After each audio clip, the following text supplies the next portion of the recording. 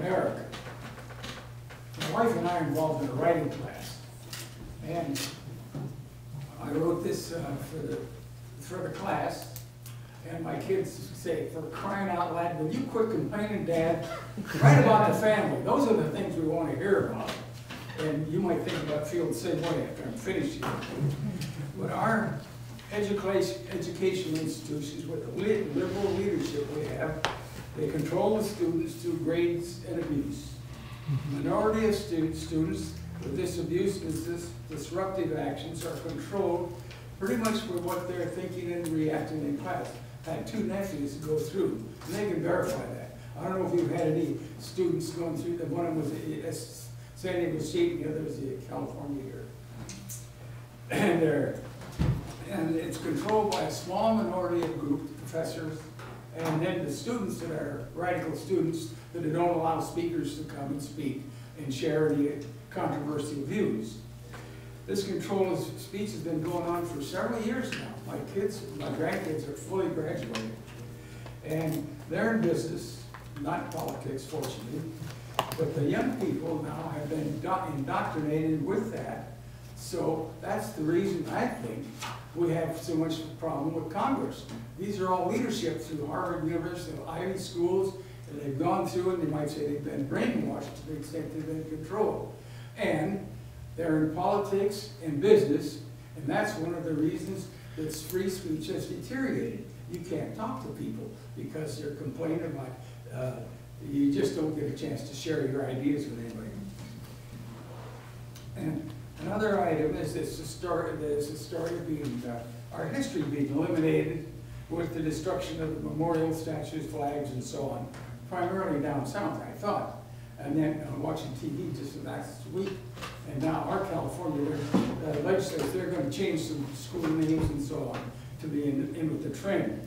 They want to eliminate anything that could possibly have a negative meaning to the memories of our past.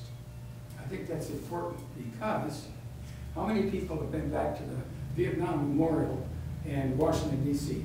Has anybody been back to that memorial? Put your hand up if you have, please. It's an amazing emotional experience, I think. These about 60,000 men that fought in the Vietnam War, and their names were all killed, and their names were on the memorial. It's a very emotional situation.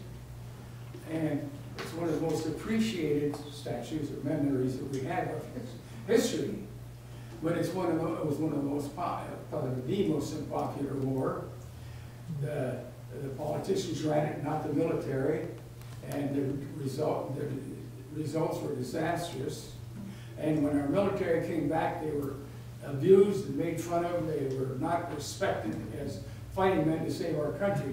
So what do you think is going to happen to that Vietnam War in 20, 30 years, like the Civil War?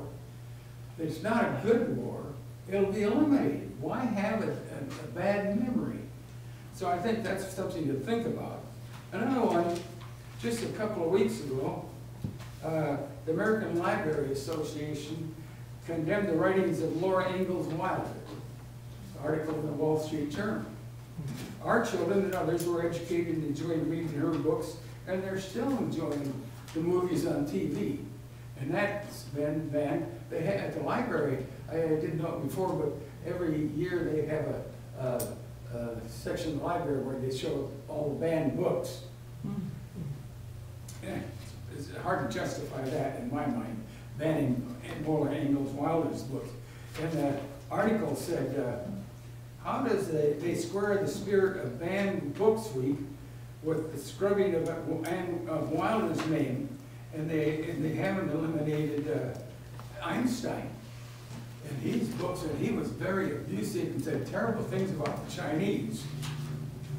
And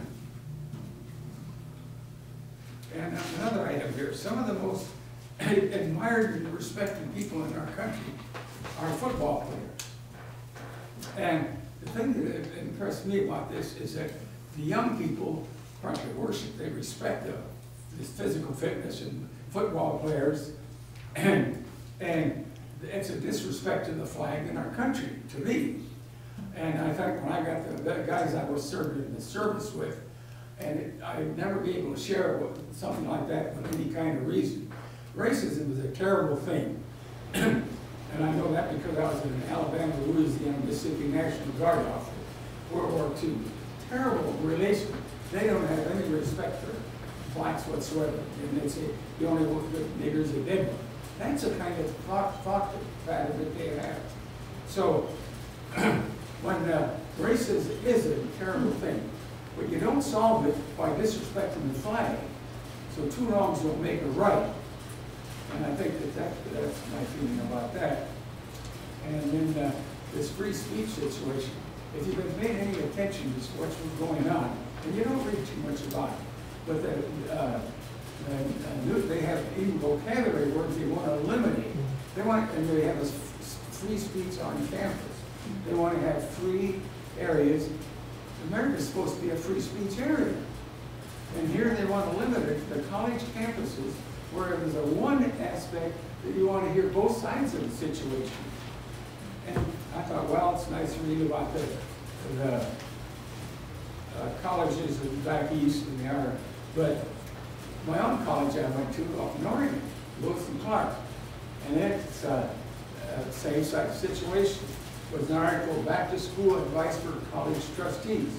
And he's condemning the trustees and the college administrators because of their chicken-hearted view of controlling the situation. They let a minority control it. And in Lewis and Clark, there was an article collected in the Wall Street Journal where they had a speaker, and they abused, they wouldn't let the speaker speak, and there was an article in the local paper with pathetic explanation. There was no good reason why they wouldn't allow that other than a handful of kids demonstrated, and they just gave up and let it go. It says, and he wrote this, he said, they would need to put the brakes on many varieties of politically correct elitism and administrative pusillanimity, that's chicken-heartedness, or one might expect, that have defaced campuses like Middlebury, Lewis and Clark, Reed College, outstanding mass college in the country, Berkeley, Evergreen State, University of Oregon. And he says it rests mostly on them, those people. And then also the Muslims. If you say anything about the Muslims, you're a racist. And this is an article from Religious Freedom in the Workplace. This is last week. And they said that Muslims show estimates that the Islamic Muslim population has been growing 10 times as fast as the non-Muslim population. That's us. When Muslims reach a critical mass in Britain and here, the culture becomes Islamic. Sure. So we'll be following, we have a few Muslims in front. Now I don't think Muslims, like most people, the majority are good. But the mosques and the Sharia law, they're controlled by the Sharia law and the mosque.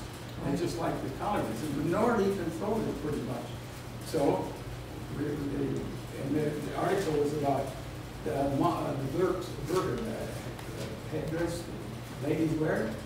Said that in England now, they compel, on 150 of the schools, they compel the girls attending college to wear the burqas because the minority of the students are Muslim. So one of the big problems is you can't complain or condemn about anything because you're a racist or you're just hard to get along with. So I suppose I should do, as the kids, write about the family and make everybody happy. Sorry about that.